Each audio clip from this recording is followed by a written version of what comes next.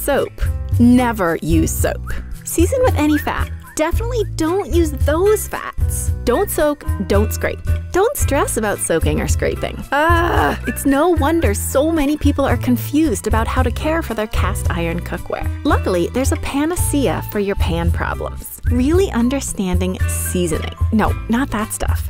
This kind of seasoning. This is MinuteFood. First, a quick note. We're focusing on cast iron, but pretty much everything in this video also applies to carbon steel. Because they're mostly just iron, these metals are super reactive. On its own, a bare cast iron or carbon steel pan will chemically bond with almost anything you cook in it. It'll rust when it comes into contact with water. But that reactivity can also help you change the properties of the pan's surface. If you put a whisper-thin layer of fat in the pan and get it really hot, like burn it, you'll create a bunch of reactive molecules that will interact with carbon-carbon double bonds in the fat, triggering a chain reaction that bonds the fat molecules together and to the pan, creating a solid material called a polymer. This thin layer, or really many of these thin layers bonded to each other and interspersed with carbonized stuff from the oil, is what's known as seasoning. Since that seasoning, like the fat it came from, is made of molecules that aren't keen to interact with water or watery stuff, a well-seasoned pan is stick-resistant. Note I said stick-resistant. Even the best seasoned cast iron pan will never truly be non-stick.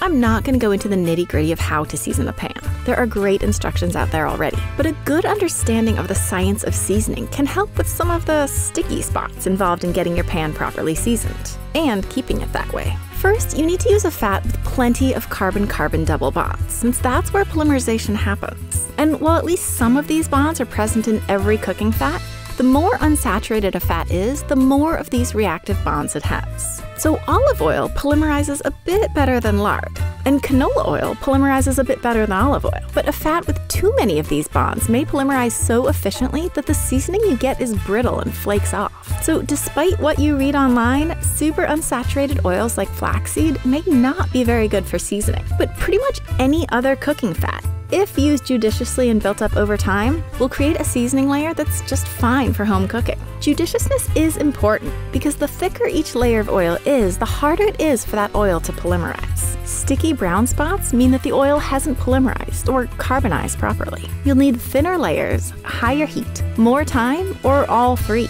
So take your time seasoning and let those thin layers build up.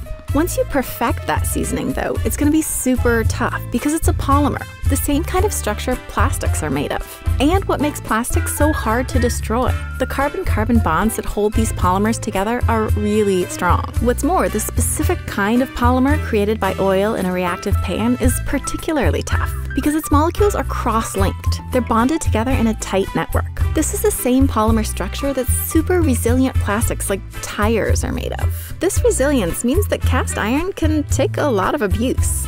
Feel free to really go at a well-seasoned pan. Basic brushing and scraping aren't really going to hurt that tough polymer. And if some overzealous scouring does do a little damage, that's okay. As you continue to cook with your pan, you'll keep laying down new layers of seasoning, patching things right up.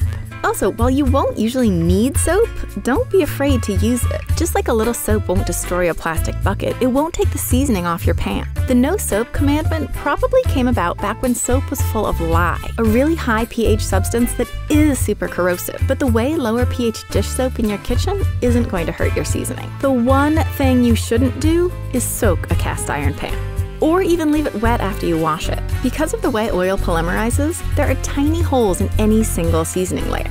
And given enough time, water can creep through these holes, reach the bare iron, and cause rusting. The better seasoned your pan is, the less likely this is to happen. Even so, it's not worth the risk. Given that you can scrub and use soap, you shouldn't need to soak cast iron in the first place. In the end, cast iron, and carbon steel for that matter, is really forgiving. Yeah, there's some guidelines to follow, but you really just need to use the thing. Because every time you cook something, you're either adding to or replacing the seasoning you have on there. And if you encounter serious pan problems, don't panic. Just start seasoning again from scratch. In this age of disposable stuff, a good cast iron pan is a truly renewable resource.